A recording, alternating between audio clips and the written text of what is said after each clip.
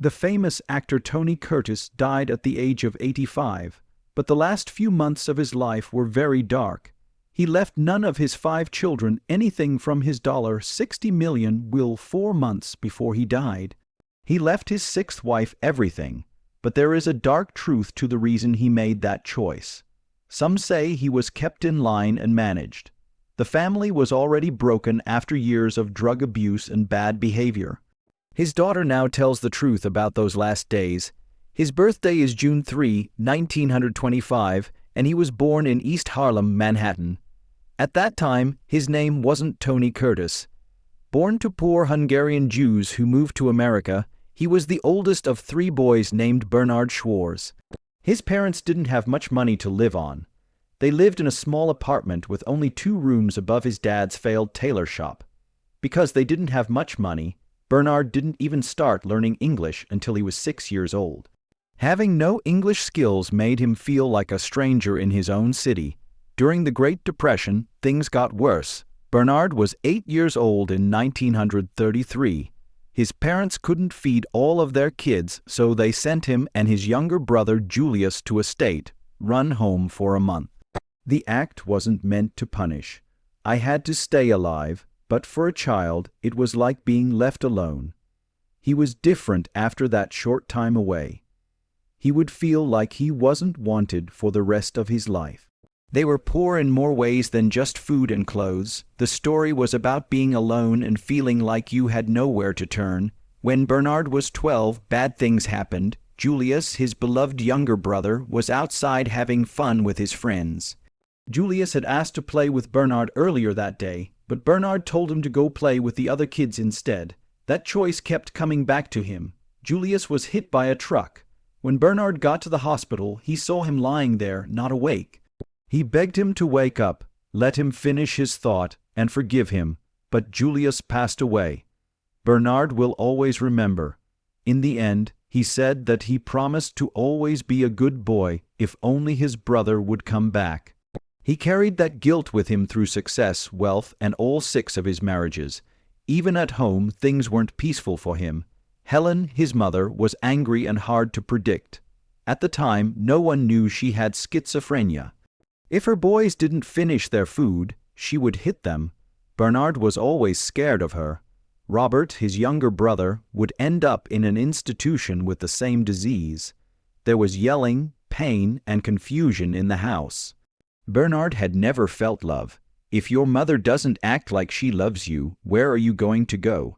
Was a simple question that told us a lot about his life. With his fear and need to be loved, he went everywhere, even to Hollywood, where he got married 6 times and said he slept with over 1,000 women. In his heart, he was still looking for the love he never had as a child. By the time he was a teenager, Bernard was in trouble.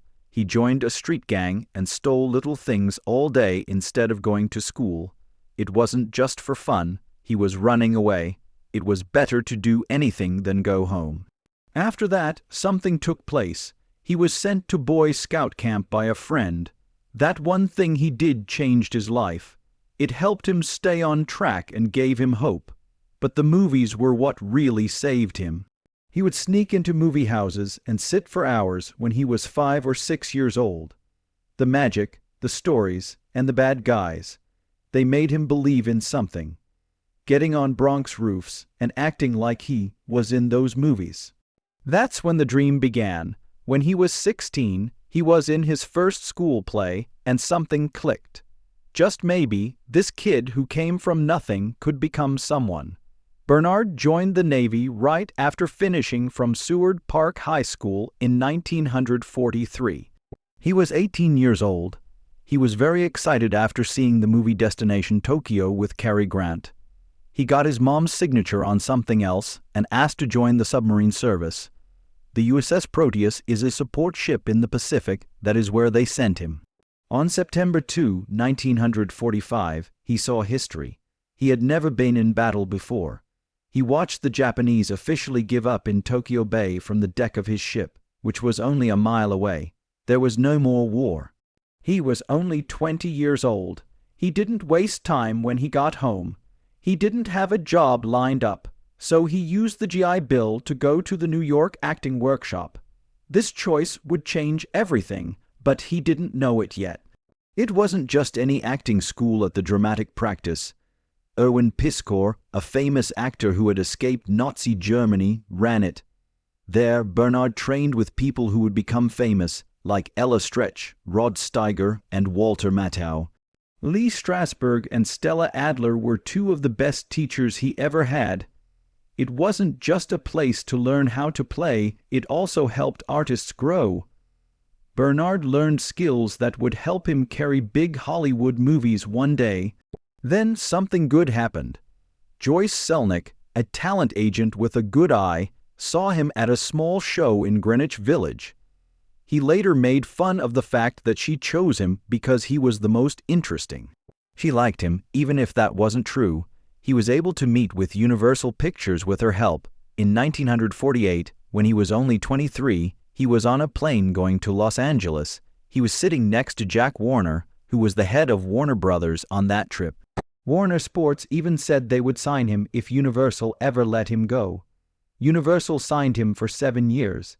His name was changed from Bernard Schwarz to Anthony Curtis because of the book Anthony Adverse and a family name, Kurtz. He soon just went by the name Tony Curtis. He learned how to ride horses and fence at the studio, which helped him get ready for adventure parts. Curtis said at the time that he cared more about girls and money than art. His rise to fame in Hollywood had just started, though. His first movie was Criss Cross, which came out in 1949. He was only in the scene for 2 minutes as a dancer in a bar, but it was impossible to miss him. Burt Lancaster was angry as he watched him dance with Yvonne D. Carlo. He didn't have a single line. His picture was still great. People remembered that face, and the company saw how talented he could be. After that, he had a few small parts, like in Sierra and Winchester 73, where he starred with Jimmy Stewart. In 1951, he finally got his big break with The Prince Who Was a Thief. Universal worked hard to get people to see it. It was an exciting story set in Tangier. He became a main man when he was only 26 years old. People loved him. He did most of his own stunts and acted with another young star, Piper Laurie. The company put them together in 3 more movies because they worked so well together. The critics were split. Some people thought the movie was silly. Some people loved its energy, but the movie theater business told the truth. It went over well. Then the bad thing about fame came out. Curtis had a typecast. He looked good, was charming, and was sporty. So he kept getting parts in simple action movies. In 1952, Flesh and Fury tried to make that different. In a dramatic story with dark themes, he played a boxer who was deaf. Still, most of his movies at the time were not very good. Frank, Son of Alibaba, and No Room for the Groom. He got what he could in order to make a good show reel. The studios thought he was hot. That was not enough for Curtis. What really changed him was when he played Houdini in a 1953 movie about the famous escape artist. He played with Janet Leigh, who is his real-life wife. He learned magic from an expert for a month and did his own tricks. He had to sit in pools full of ice for one scene and got ice burns from the shoot. The movie didn't stick to the facts, but it gave Curtis a chance to show how deep he is. People saw more than just his looks for the first time. Trapeze, which came out in 1956, was the next big step forward. Curtis was in a low-wire circus thriller with Burt Lancaster and Gina Lab-Bridga. The job required a lot of physical work. Curtis had to train to do stunts in the air, and on film he even tried the dangerous triple spin. It paid off to take the risk. It made $5 million at the box office, which is 3 times what it cost to make. The US and UK both thought it was one of the best-paid movies of the year. It also made Curtis seem like a real dramatic performer. But Sweet Smell of Success, which came out in 1957, changed everything. Curtis worked very hard to get the part of Sidney Falco, a shady press agent who is doing everything she can to get ahead. Universal did not want him to play the part. They were afraid it would make him look bad. He didn't give up, though. In this movie, he worked with Burt Lancaster again, who played a cold and powerful newspaper writer. Critics were shocked by Curtis's performance. He was desperate, dishonest, smart, and quick to talk. He was no longer playing a hero. He played a real person, flaws and all. After the fact, film reviewer Pauline Kael said it was his best performance ever. The movie didn't do well at the time. People who were looking forward to a light romance lead didn't know what to think of it, but the movie holds up well over time. It's now thought of as a great movie from the 1950s. A lot of people think Curtis should have been in the running for an Oscar. In 1958, Tony Curtis hit a turning point. His most powerful act to date was in The Defiant Ones that same year. He played a racist prisoner who got away and was tied to Sidney Poitier's character. The film was honest and brave, and Curtis showed that he could handle important work. On September 27, 1958, it came out. It had been shown at the Berlin Film Festival in June, and Poitier won the Silver Bear for Best Performer. The movie was up for 9 Oscars, including Best Picture. Curtis and Poitier were both up for Best Actor, but David Nann won for his work in 2 different roles. It cost $778,000 to make, but it made $275 million in rentals in the US and Canada. Curtis also showed who he really was when he wasn't acting. He made it clear that Guattari should be given equal notice above the title. That move changed the world. He was the first black actor to be named for Best Actor. In the movie, their relationship was so strong that it moved Stanley Kramer, who directed it. Later, Poitier said, "You didn't need to worry about whether Tony could stand up to me. He is, and I can feel it." Curtis was back in the spotlight with Some Like It Hot a year later, but making it was a huge pain. Marilyn Monroe was tough to work with because she was always late, nervous, and drunk. Curtis dated her for a short time in 1949, which made things worse. The filming took 29 days longer than planned and cost $500,000 more than planned. When Curtis was angry, he once said that kissing Monroe was like kissing Hitler, which he probably wishes he hadn't said. Wilder, the director, said Monroe was her own worst enemy. "Monroe didn't give me any trouble. Monroe had a fight with Monroe." While that was going on, Curtis and Jack Lemmon spent hours getting ready for their parts. Lemmon even got a rash that won't go away from the nylon tights and girdle. It was first shown in Los Angeles on December 16, 1958. Monroe had a miscarriage that same day and later said it was because of the stress of shooting. Her helper remembered finding her passed out on the floor with vomit all over her face after she took too many pills. The movie was finished no matter what, and it became a classic. Curtis played another dangerous part in the 1960 movie Spartacus. Among his roles was Antoninus, a slave who works for Croz, played by Laurence Olivier. At the time, it was unheard of for a movie scene to imply that Croz was gay. The famous bath scene in Snails and Oysters broke rules. The Catholic Church's watchdog group on film said it should be cut. The two of them fought to keep it. They only got one take. After many years, the scene was fixed up in 1991. Anthony Hopkins dubbed Olivier's voice after he died. Curtis recorded his lines again. In later years, he said that Stanley Kubrick was his best director and that he was great at working with actors. The movie took a lot of work, and Curtis did well among giants. He played the lead role in The Great Imposter in 1961. He played Ferdinand Dira, a real person who faked almost 30 jobs, such as being a surgeon. It made $3 million at the box office, and Curtis's mix of comedy and sadness made people love it. Even though he didn't look anything like Dira, critics said he did a great job with the role. One crazy part of the story was how Dira operated on 19 men before she was caught. Curtis played Dira well by showing that he wasn't bad, just a man seeing how far he could go in a world that only cared about titles. There was no loss of charm in Curtis's act. He went deep. But by the middle of the 1960s, Curtis was mostly making light comedies. In the movie Sex in the Single Girl, he played a tabloid reporter who was trying to be someone else to get information about a famous psychologist. The movie didn't hold up over time. It only made $490 when it came out again in France in 2002. After that, The Great Race came out in 1965. At that time, it cost a lot of money to make. It was the biggest movie of October in the US for 2 weeks, but it didn't make it into the top 10 for the year.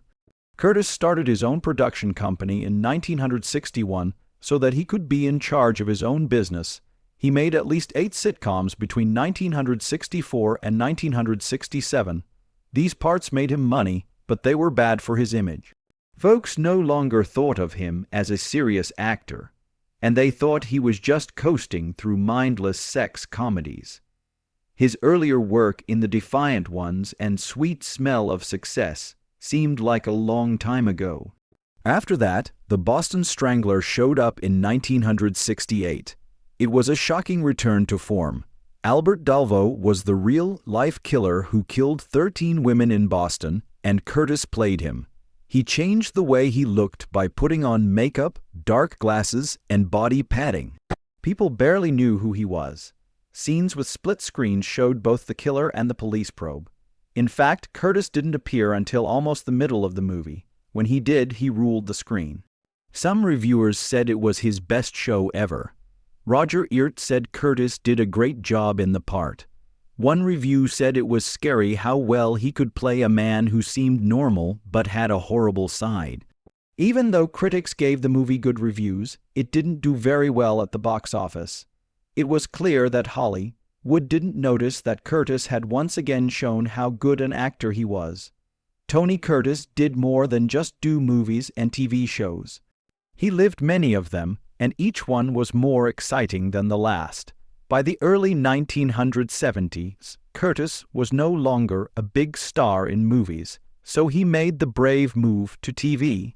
He worked with Roger Moore on The Persuaders, a big-budget action comedy show that aired in 1971 and cost $100,000 per episode, which is about £1.8 million today. The filming took place in Britain, France, Italy, and Spain. Curtis's American charm and Moore's British cool were mixed, but the show was doomed in the US because it was paired with Mission Impossible. People in the US didn't care. Still, the show was a huge hit all over Europe, especially in France, Germany, Italy, Russia, and Sweden. Fans watched it for many years. In fact, Curtis and Moore won awards in France and Germany for their work. Curtis tried again in 1975 with the movie McCoy, in which he played a stylish con artist with a gambling problem who used complicated tricks to beat bad guys and get back stolen money. It looked and felt like The Sting on TV. The cast and crew were strong, and the story and co-stars, such as Roscoe Lee Brown, were very good. But heavyweights like Columbo and M. Loud were too strong for it. NBC ended the show after only 1 pilot and 4 long episodes. It was over before it even started. It wasn't easy for Curtis. In 1978, he came back with Vega, where he played Slick Roth, a slick gambling boss. Curtis felt right at home in Las Vegas, where the show took place. He was in 17 shows over the course of 3 seasons, giving the screen a real Las Vegas swagger. He was praised by many.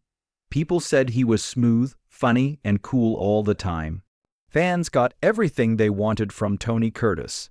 Curtis was still shining under bright lights and palm trees while many of his old movie friends were going away. In the 1980s and 1990s, he didn't have many movie parts, but he still made a lot of noise. He was nominated for an Emmy in 1980 for his role as director David O.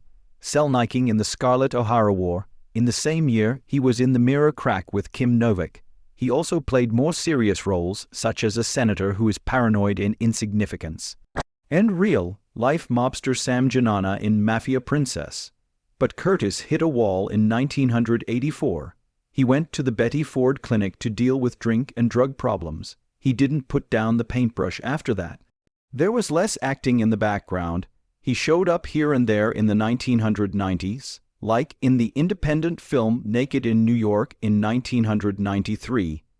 Spartacus was re-released in 1991, which brought him new attention, especially for a bath scene with Laurence Olivier that had been banned at the time.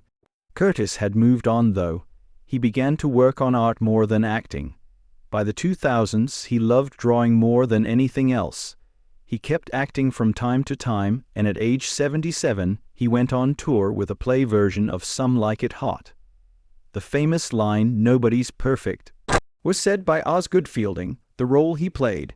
As he played himself more and more on TV shows like Roseanne and Lois and Clark, his parts became more meta.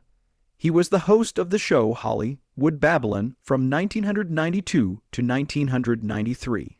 The show was about shocking events in Hollywood history. He was honest about where his heart was at that point. "I still make movies," he said.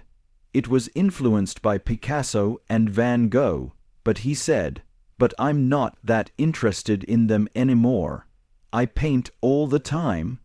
His surrealist art was even shown at the Metropolitan Museum of Art. He painted until the day he died, September 29, 2010, but there was a lot of chaos in her personal life behind all the glitz. His marriage to actress Janet Leigh in the beginning was like a fairy tale. Executives at the studio tried to stop it because they were afraid it would hurt his career. In 1951, he married her anyway, and Jerry Lewis was there to watch the event.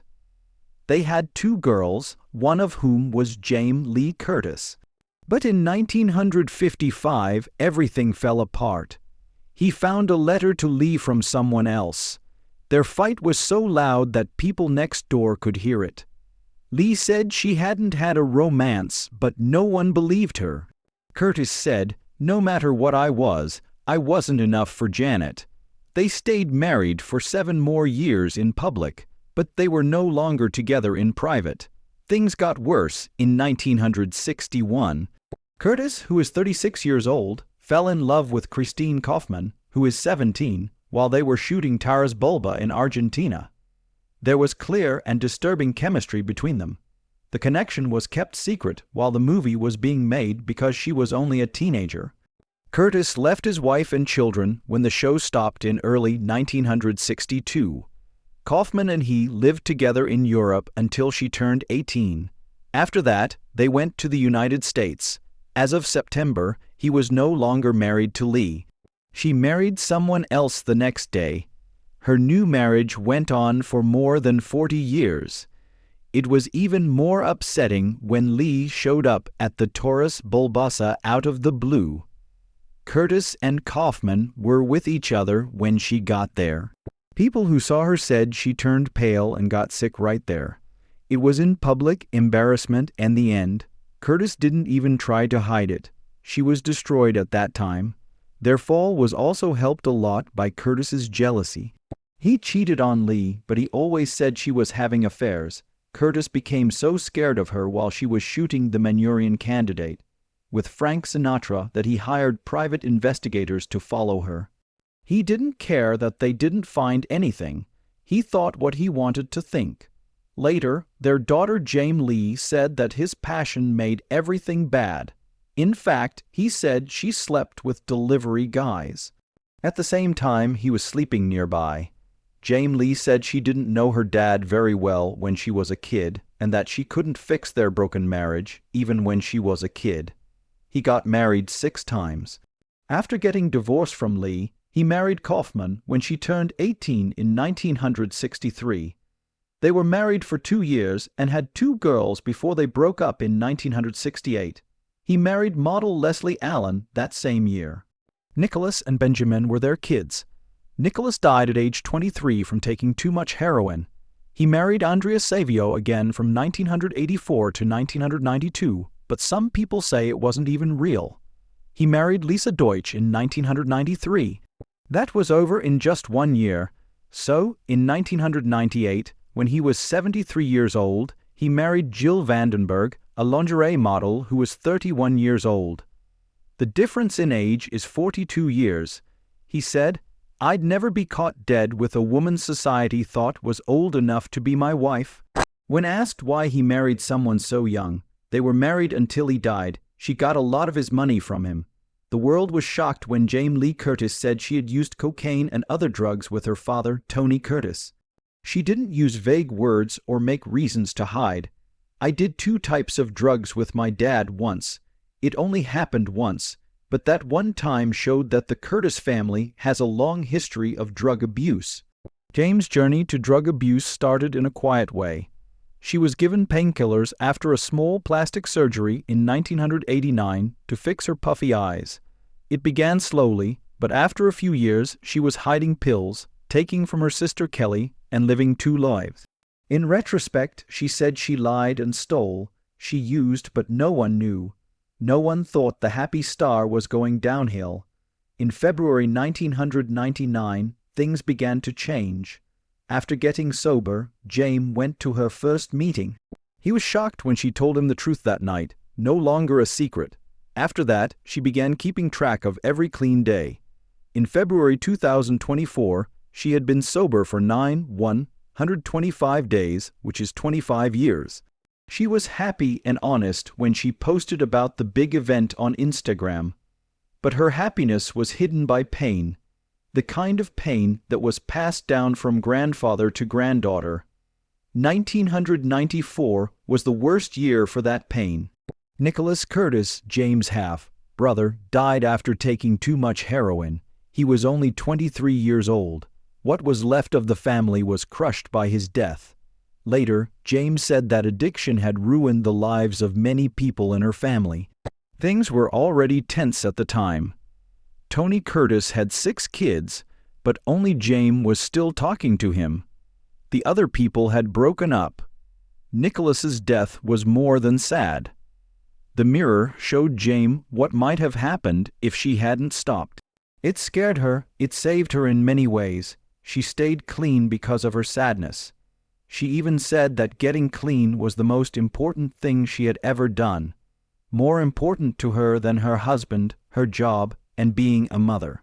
Trouble in the family didn't start with James or Nicholas, though. Tony was the first one. He was a big deal in Hollywood. Things were going badly at home, though. He fought drinking. He used drugs. He had many wives, just like he changed jobs. There were 6 weddings, one after the other. Sometimes James talked about how 13 people in her family had been divorced. 13. Along with a picture of her parents, Tony Curtis and Janet Leigh, she wrote, "I have often struggled with the idea of love." That was all she had to say. She had a bad view of relationships because they were always ending. There were nasty custody fights, and promises were broken. Tony was sober for a short time, 3 years. He went to meetings to get better and try to make things right. It didn't last, though. James herself said that it didn't stay, and no amount of healing during that time was enough. It was too late when he died in 2010 at age 85. He had a heart attack and died, but years of drug abuse and lung problems were what killed him. One of Tony's wives, Leslie Allen, also joined the chaos. Even though not much is known for sure about her drinking, the problems in the Curtis family over custody suggest something more serious. In the end, James said that addiction ran in her whole family. It changes everything when it goes that deep. Who will take care of the kids? Who can be trusted? Who stays? Who's going? Courts often use tracking services like SoberLink to make sure a parent is sober before letting their child spend time with them in situations like hers. That's how trust gets broken. That's how unstable love is when drug abuse is present. Tony Curtis did something no one saw coming in May 2010, only 4 months before he died of a heart attack. The Hollywood star rewrote his will when he was 85 years old and left none of his $60 million estate to any of his 5 living children. One of the most famous people in Hollywood is his daughter, Jamie Lee Curtis. They weren't left out of the new will. It named all of them and made it clear that they would not get anything. He just said in the last line that he was cutting them out on purpose, with no other information or reasons given. He left everything to his sixth wife, Jill, who was 42 years younger than him. Tony's health was getting worse at the time of this sudden change, which shocked everyone. Up to that point, his children had been given an equal share of his fortune. The disinheritance was almost impossible to fight in court because the new will used very specific legal language. His writing said, "I know my children exist, but I have chosen not to provide for them on purpose and with full knowledge." That one statement put an end to any claims that they were accidentally left out. Allegra, his daughter, went public after being hurt and confused. In an interview in 2011, she gave strong hints that Jill had been a factor in the change. She said, "I don't need to say her name, but everyone knew who she meant." She said it didn't seem like her father wrote the will. She said something strange because she thought Tony had been tricked. 5 of Tony's grandkids each got $30,000. However, James Lee's 2 children did not get anything. It felt close to home. It felt like a target. Then there was the sale. Tony's things were sold at an auction in Beverly Hills a year after he died. It made more than $1 million, which is twice what experts thought it would. The money mostly went to Jill and a small amount to a charity they had started. Things that were sold were personal and well-known. $46,875 was paid for his jacket from Some Like It Hot. It cost $53,125 to buy a Warhol picture. Even the star on his Walk of Fame was sold for $10,000. His kids said they didn't know what was going on. He told the auction house, "This is not what my dad would have wanted." But the auction house said Tony had planned it himself before he died. It wasn't just the press that Kelly Curtis talked to. She went to court. She sued her father in Las Vegas, saying that he had been forced to change his will. Certain words, such as duress, fraud, and undue influence, were used in the court records. The family did everything they could to fight what they saw as deception. Jill stood up for herself. She said Tony had told his kids about the changes and that he made the choice because he had problems with them for a long time. But a lot of people couldn't ignore the difference in ages.